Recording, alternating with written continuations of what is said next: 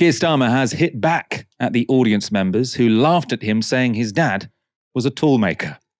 This was the moment in question. When I grew up, my dad was a toolmaker. He worked in a factory. It's true. It's true. No one was laughing because they thought it wasn't true. They were laughing because Keir Starmer says over and over and over again, my dad was a toolmaker. We did our live coverage of that Sky News event, and we had a bingo card, and my dad was a toolmaker was our number one line that we knew Keir Starmer was going to say. So people laugh at that because it does come across as a bit ridiculous when you have a politician who just keeps repeating the same thing over and over and over again. But this is how Keir Starmer spoke about that moment on GB News. Looking at last night's debate with Sky News, the crowd laughed when he said, your dad's a toolmaker. Why is that? Do you think you've got nothing more to say? Are they getting tired of the same comment? Let me directly address you on that.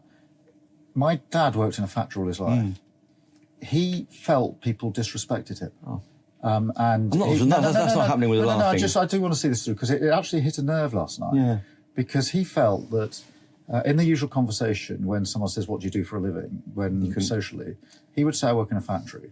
And there'd be a pause where nobody quite knew what to say. And he felt really disrespected. It caused him in his life to withdraw from social engagements. He didn't do it much later in life because it was raw to him that he should be disrespected because he worked in a factory. So when someone laughed last night, my dad would have turned in his grave. Was that a bit of snobbishness towards your dad, do you think? I don't know what caused someone to laugh. No. But if you're laughing at someone because they work in a factory, then that is the one thing that I think had a massive impact on someone like my dad, the disrespect. And it's in me. You can see I'm angry about it. You are angry. I'm frustrated because I will never allow that sort of disrespect for working people to be any part of my plans, any part of the Britain that I want as the future. So I will proudly tell anybody who will listen that my dad worked in a factory. He was a toolmaker, a very good toolmaker. He loved his trade. My mum was a nurse, and she loved being a nurse, and we didn't have a lot of money. And I'm proud of what my parents did. And yes, I don't like it when people laugh at my dad because he worked in a factory. Quite right. He wasn't laughing at your dad because he worked in a factory. He was laughing at you because, I mean, as you said in that interview, whenever you get the chance, you say, my dad was a toolmaker and my mum was a nurse. Everyone knows it by now, right? I also love this sort of politician thing he does where he's asked this question. He says, let me address this directly, right? Let me address this directly by completely changing the subject, right? The journalist, I don't actually know why he didn't push a little bit harder because he was saying that he began sort of by saying he wasn't laughing at your dad working in a factory. He's laughing because you say this all the time. And he's like, no, let me address this directly. People used to disrespect it's like, he wasn't disrespecting your dad. Aaron, is this, on one level, that was, a clever communication strategy, very dishonest, but he's saying, let me address this directly. I'm going to talk about what I want to talk about, even though I'm going to completely actually misconstrue the person in the audience. I think a journalist needs to go and find the person in the audience who hopefully also works in a factory. They can say, I obviously was not disrespecting his dad because he worked in a factory. I was laughing because he just keeps on repeating the same thing over and over again. What do you make of this whole thing? It's ridiculous. It's ridiculous. I mean, my dad had a number of jobs. He was a sheet metal worker. He was a security guard. He worked at a kebab shop. He's a taxi driver. I'm sure he's had other jobs too. It's just what he did. He ran a pizza shop for a bit. This is what you do. You have a job. I don't get it. I mean, maybe I'm unusual. I don't know. And maybe, Keir Starmer's 60. We have to remember that, right? Maybe the world changed. I don't think being a factory, I don't know. Toolmaker, it's a respectable blue collar job. I don't get it.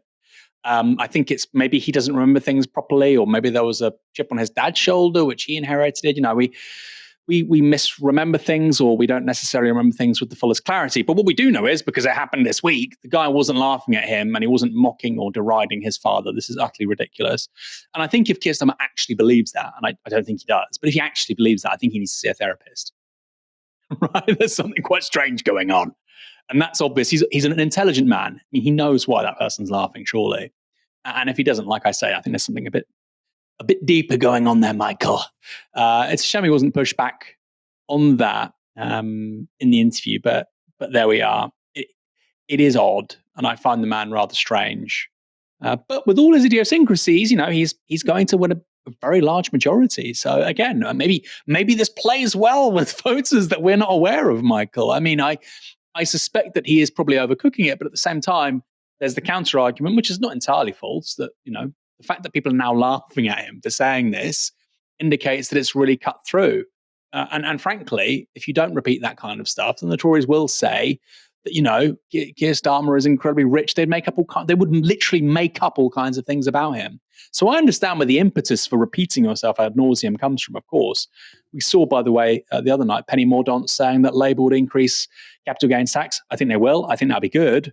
But she was saying that capital gains tax applies to people's homes. It doesn't. It does not apply to your first home unless it's more than 5,000 square meters, which is very few people. So they would make stuff up about him. So I totally get that. But, his response to somebody laughing, I thought, is outlandish, frankly. And it says maybe something quite significant about him. But that thin-skinned response, I think, that may be a problem in government. It's very high Prime Minister, and he's loved and he's gotten away with, and actually he's reaped a great deal of political capital from condemning Labour Party members, condemning ordinary people. When you're the Prime Minister, condemning, regular people, I mean, it just looks kind of weird. That's been his modus operandi for the last several years. Good luck condemning the electorate every time you disagree with them if you're Prime Minister. It won't work. You'll become widely disliked quite quickly. But then, look, maybe it's just a tactic. Maybe this stuff goes in the back pocket the second he's in number 10. Who knows? Yeah, I mean, I totally agree with you, actually, that him saying so often, my dad's a toolmaker and my mum's a nurse, right? For people who follow politics, it's ridiculous and it's sort of a joke. But the reason you have to massively repeat stuff is because, the changed Labour Party stuff as well. The reason you have to repeat stuff over and over again is because most of the public don't pay attention to politics. And especially they only start paying attention during a general election. So I actually saw sort of some polling online that was saying before the general election, 10% of the public could say what Keir Starmer's dad does. Now 25% now 25% of the electorate can say what Keir Starmer's dad did. So clearly it is effective, and it does sort of contrast him with Rishi Sunak, who's from this very posh background. So I've actually got no problem with him repeating it all the time. I do think that sort of slandering that audience member and essentially lying about that, it was very clearly a lie about that audience member's intentions. I don't think it was thin-skinned. I think he was lying. And I suppose the thing that I do think could become Keir Starmer's downfall is how comfortable he does seem to be lying. Like, Aaron, with Boris Johnson, we used to always think, used to say people don't mind so much, that Boris Johnson lies because they don't think he takes himself that seriously anyway. But then obviously there was a limit to that. And Boris Johnson sort of lying did undo him. A serious moment arises and then you lie about that serious moment. And then that is your downfall. And I do think that Keir Starmer has become remarkably comfortable just saying stuff that isn't true. Even about, just some random member of the public. And I do think that could come back to bite him. Yeah, again, look, I'm sure there'll be keen Labour supporters, Keir supporters watching and listening to this. I hope there are. I hope there's a very broad cross-section of people watching and listening to our live shows every night.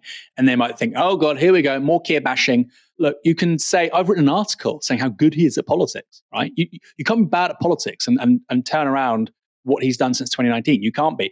I wish we had a left-wing political figure with a left-wing agenda as ruthless as he's been, although I would like them to not fix elections. But you get my point, more or less. However, on the lying thing, Michael, this is real, and it's really worrying. Like, I don't think he understands necessarily what the truth is. I think his idea of the truth, his version of the truth, is simply whatever comes out of his mouth. And I suspect this is partly a consequence, a result of his law career, right? He was in the law. You have to make an argument. A persuasive argument means you're the winner, and a persuasive argument in a court of law that wins the argument is quote unquote the truth. And I feel like Keir Starmer thinks that is what the truth is. It's whatever argument is the most persuasive in that moment. Now, the problem is, like you say, Michael, as a politician, when things are going well, when you've got momentum and you're on the way up, fine. Although I think even many journalists are sort of looking at this stuff and they're thinking, it's just kind of weird. I think lots of journalists don't really want to call him a liar, because right now you've got this period where you have to show balance, right? It's actually a big deal if you're a broadcast journalist to say he's lying, because you need somebody else to say, well, he would say he's not lying, and like, it's really hard. Okay, so it's really, really, really hard to do that given our broadcast rules around political journalism. But many political journalists I speak to are like, he lies a hell of a lot. Like, it's kind of weird. Even when he doesn't need to lie, he kind of lies. It seems almost compulsive. My read of that is that it goes back to his law background. And I also think he did it prodigiously for years against the Labour left. And the media just didn't kind of notice. But again, when you're in number 10 and you're doing that, if he's going to compulsively lie as PM about issues that matter to people, imagine if he gets us involved in a war. It doesn't need to be a major war, a minor war, like Libya, something like that, right? Like airstrikes and we remove somebody and something like that, along with the French and the Americans or whatever. And then there's blowback on that. You can't lie about that stuff, right? Or if service personnel die, you can't lie about that stuff.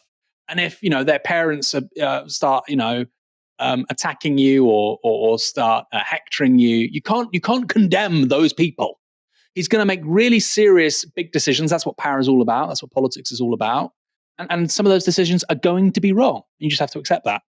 And if he responds in this way to that happening, I think again he's going to be very disliked very quickly. So of course we're saying this, and they're on the cusp of a massive majority. Yeah, fine. But things can change really quickly. And you mentioned Boris Johnson about his capacity to lie and how that wasn't really actually addressed by the media before December 2019. I feel like it's actually a very strangely similar situation with Keir Starmer. The other interesting thing here actually is how the media acts as a herd. So if when a politician seems like they're on the way out, then suddenly all of their flaws are pounced on over and over and over again. Partly because you don't need to have connections with them anymore. So, lobby journalists often go a little bit easy on people who they think are the future. So Keir Starmer is the future. They want good connections with Labour because they're going to form the next government. So they're not going to go too hard on Keir Starmer. But Rishi Sunak now is the past. And that means that sort of any flaw that Rishi Sunak might have that they might have skirted over before, now they will hammer him on. So I think if Rishi Sunak actually had told a lie like that about an audience member, it could be one of those stories that dominates the day, because they'd go and find the audience member and they say, "Oh my God, Rishi Sunak, what a liar again." But because this lie was told by Keir Starmer, who's on the way up, they let him get away with it. And that means that as soon as the sort of political tables are turned and Keir Starmer seems vulnerable, then these are all of the weaknesses that they will probably absolutely pounce on, and the whole thing could unravel. Let's wrap up there. Aaron, thank you for joining me on tonight's show. Always a pleasure on a Friday. Michael, my pleasure. And just to say, the media have this strange propensity in this country. They can't hold to account more than one politician or one party at a time. Very odd. That's why Novara Media, I'd like to think, is so important.